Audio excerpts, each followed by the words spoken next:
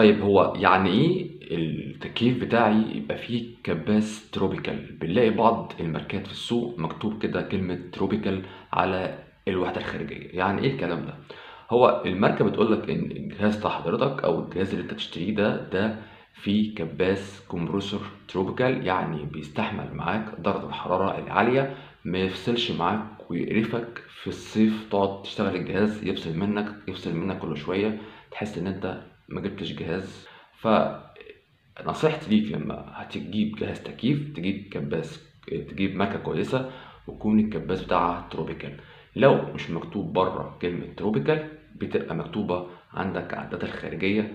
طبعا انت لو في فني قريب منك او حد كويس تسأله اعرف منين. وانا بقول لك برضو معلومة ليك، انت الداتا اللي بره على الجهاز هتلاقي كلمة كده كومبرسور، وعندك كده تي 3.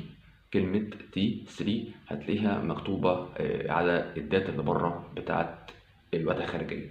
وبرضه انت سألت حد من فنيين او اقرب مركز صيانة كويس انت عارفه او ثقة، عارفها وتجيبها وانت مطمن. ده مضمون كلمة يعني ايه تروبيكال او كباس تي 3.